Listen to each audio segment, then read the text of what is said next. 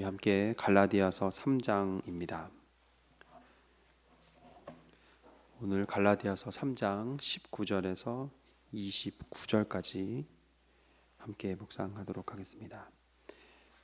19절에서 29절까지 함께 읽습니다. 그런즉 율법은 무엇이냐? 범법함으로 더하여진 것이라. 천사들을 통하여 한 보증자의 손으로 베푸신 것인데 약속하신 자손이 오시기까지 있을 것이라.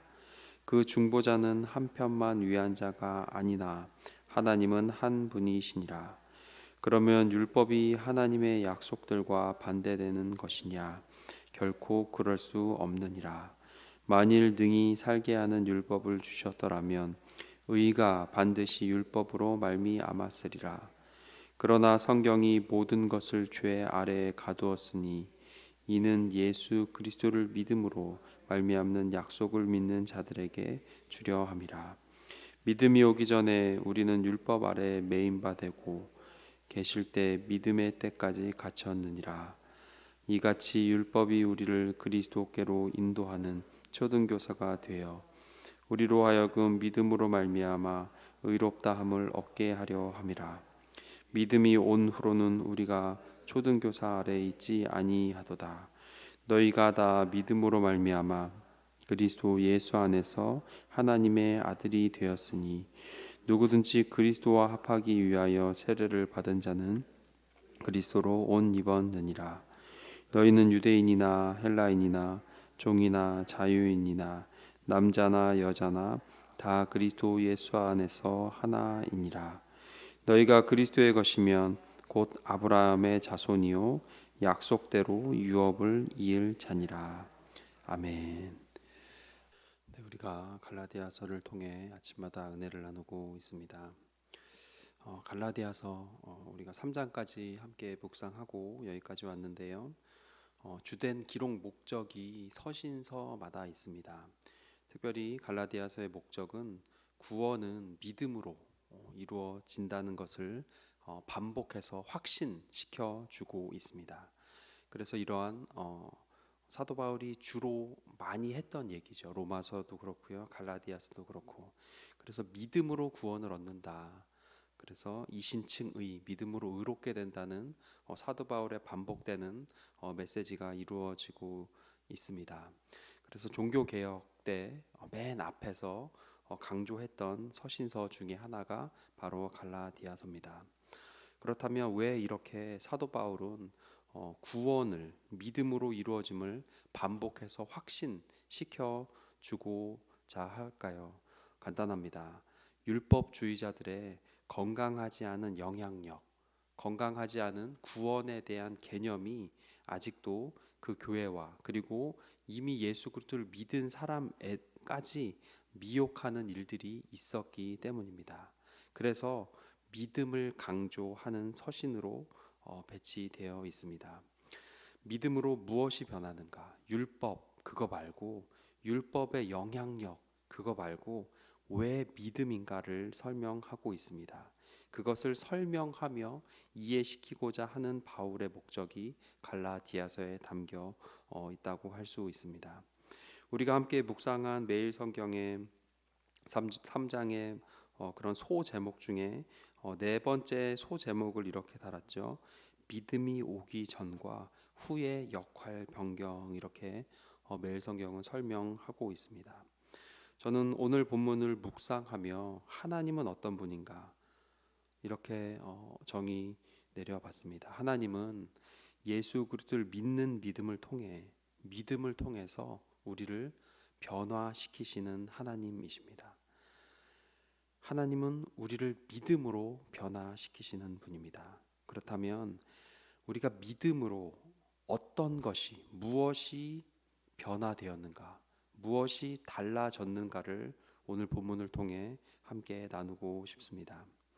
그리스도를 믿는 믿음이 오기 전에 우리가 매여 있다고 했죠. 23절에 보면 율법 아래 우리는 매여 있었습니다.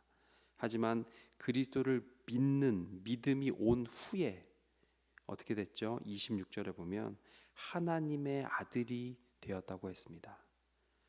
그리고 27절 이어지는 강조하고자 하는 것은 그리스도로 옷 입었느니라 했습니다. 너가 변화됐어. 근데 그리스도로 옷 입었다라는 말씀까지 하고 있죠.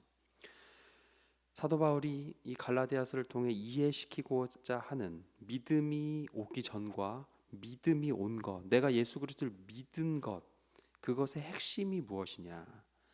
예수님 믿고 내가 그대로의 나가 아니라는 그 변화의 주된 포인트가 무엇일까요? 바로 신분의 변화라는 겁니다. 신분의 변화. 하나님의 아들이 되었다는 것이죠. 신분이 하나님의 자녀라고 얘기하는 겁니다. 그리스도로 옷 입었다고 비유했습니다. 여러분, 옷을 입는다는 건 뭘까요? 군복을 입은 사람을 보고 우리는 무엇을 추측하죠? 군인이라고 생각합니다. 요리사복을 입으면요, 하얀 거, 요리사겠구나 라고 추측합니다. 내가 그리스도로 옷 입는다는 것은 하나님의 자녀라는 신분을 강조해서 얘기해 주고 있는 것이죠.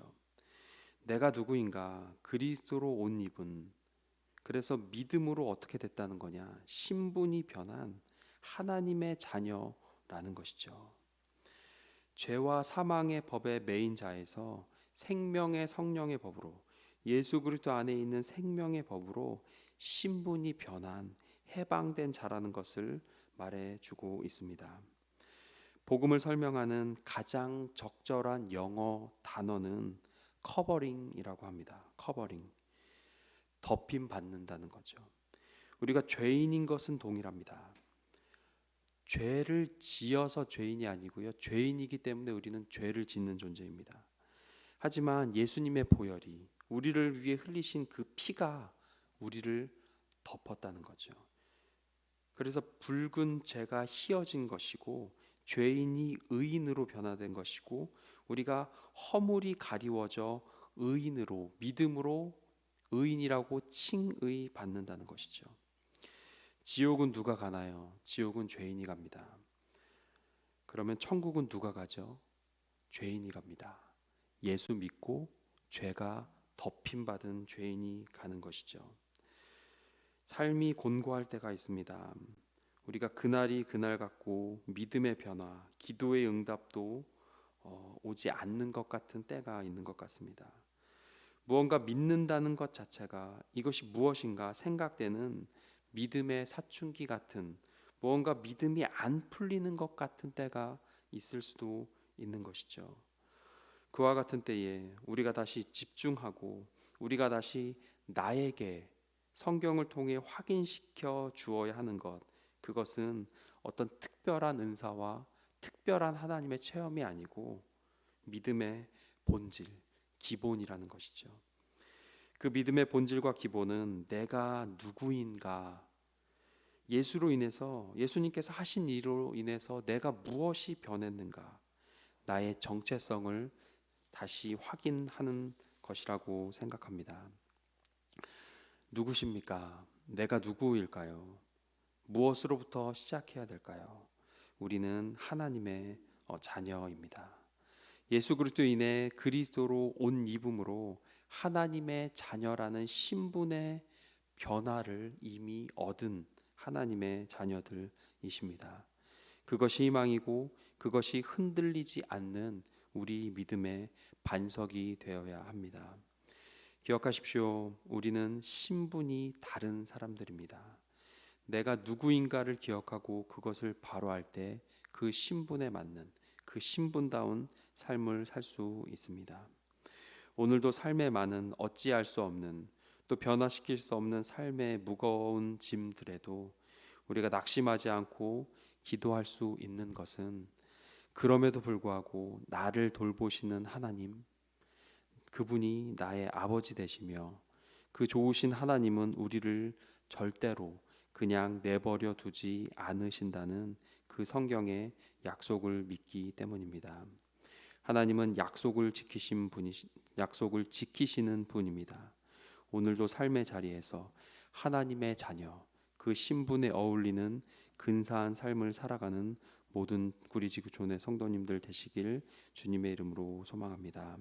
함께 기도하겠습니다. 우리 기도하실 때 주님, 내가 누구인가, 믿음으로 내가 어떤 신분으로 변했는가, 그것이 이루고자 하는 목표가 아니라 이미 믿음으로 하나님의 자녀임을 제대로 하는 믿음과 그것을 받아들이는 믿음이 우리에게 있게 하여 주시옵소서.